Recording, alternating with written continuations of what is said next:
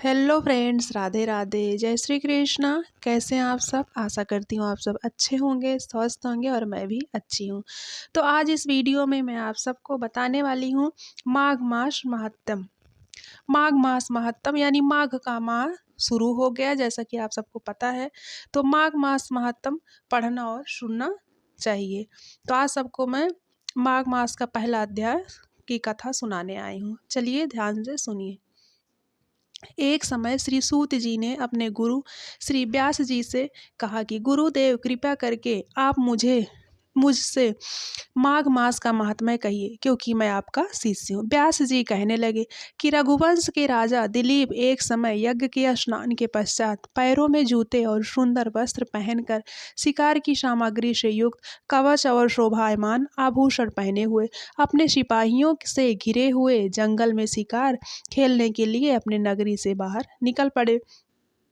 उनके सिपाही जंगल में शिकार के लिए मृग, बाघ, सिंह और आदि जंतुओं की तलाश में इधर उधर फिरने लगे। उस वन में वनस्थली अत्यंत शोभा को प्राप्त हो रही थी।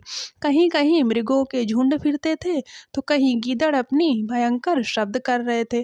कहीं गैंडों का समूह हाथियों के समान फिर रहा था, तो कहीं वृक्षों के कोडरों में बैठे हुए उल्लू अपना भयानक शब्द कर रहे थे। कहीं सिंहों के पदचिन्हों के साथ घायल मृगों के रक्त से भूमि लाल हो रही थी, कहीं दूध से भरी थनों वाली सुंदर भैंस से फिर रही थी। कहीं पर सुगंधित पुष्प, कहीं हरी भरी लताएं वन की शोभा को बढ़ा रही थी। कहीं बड़े बड़े पेड़ खड़े थे, तो कहीं उन पर पेड़ों पर बड़े बड़े अजगर और उनकी केचुलें भी पड़ी हुई थी। उसी समय राजा के सिपाहियों के बाजे की आवाज़ सुनकर एक मृग वन में निकल कर भागने लगा और बड़ी बड़ी चौकड़ियाँ भरता हुआ आगे बढ़ा। राजा ने उनके पीछे अपना घोड़ा दौड़ाया, परंतु मृग पूरी शक्ति से भागने लगा। मृग कांटेदार वृक्षों के एक जंगल में घुसा और राजा ने भी उसके पीछे वन में प्रवेश किया, परंतु दूर जाकर मृग राजा की दृष्टि से ओझल होकर निकल गया। राजा निर्जन वन में अपने सैनिकों सहित प्यास के मारे अति दुखी हो गया। दोपहर के समय अधिक मार्ग चलने से सैनिक थक गए थे और उनके घोड़े रुक गए। घोड़े भी थक गए थे, घोड़े रुक गए।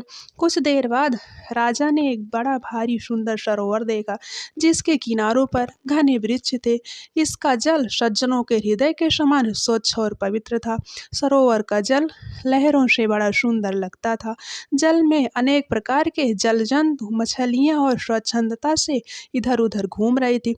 दुष्टों के समान निर्दयी चित्त वाले मगरमच्छ भी थे।